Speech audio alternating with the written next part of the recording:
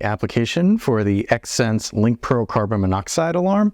Here you can see as part of the xsense application, it's right down here, letting you know that it is online, signal strength, and battery.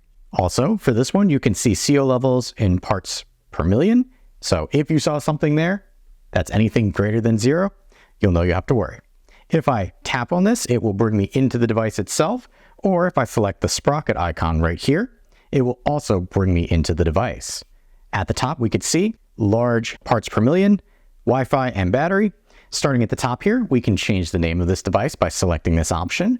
We can change the location. Right here, if we move it from where we initially set it up, here we have device test. Now, for this device test, I will bring this over into view so that this makes a little more sense in that when I test the device, it is going to emit 2 sets of 4 quick beeps, letting you know, hey, I am working correctly.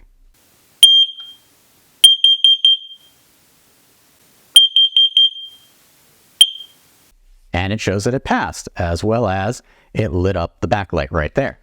Now, we do not need to test the device again, so we are going to confirm and come back to our main screen. After our device test, we have base station alarms. If you set this up to the base station, you have a sliding scale for how loud you would like the sounds to be, as well as different tones. So if you have different xsense devices, you can set up different tones. In my case, that's tone 1, tone 2, and tone 3. Here we have our CO alarm history. Ideally, this should be empty because you're not having CO in your home. But if you did have an instance, you would get notification. You would see a history of it here. Event history, likewise, will show you a history of things that have happened. In my case, you could see right here, I ran a test. So it's letting you know at this time, a test was run. If I come up to the calendar icon in the upper right-hand corner, it'll also show me a little dot on the calendar, letting me know that there was an event history that I can go back and look through. We have our notifications. Here you can change what gets pushed to your smartphone. Here I want to be notified about CO alarm precaution.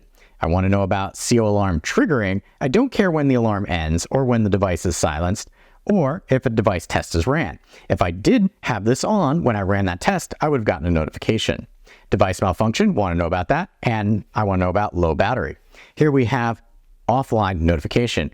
This is if your device, for whatever reason, loses connection with the base station or goes offline, you'll be notified. Here we have our device information. Not important to go through that, but that's where that information is housed. And then help and feedback. Selecting that, you can contact, give feedback, or troubleshoot your individual device. And that is everything that we can do for the xsense Link Pro carbon monoxide alarm utilizing the xsense application.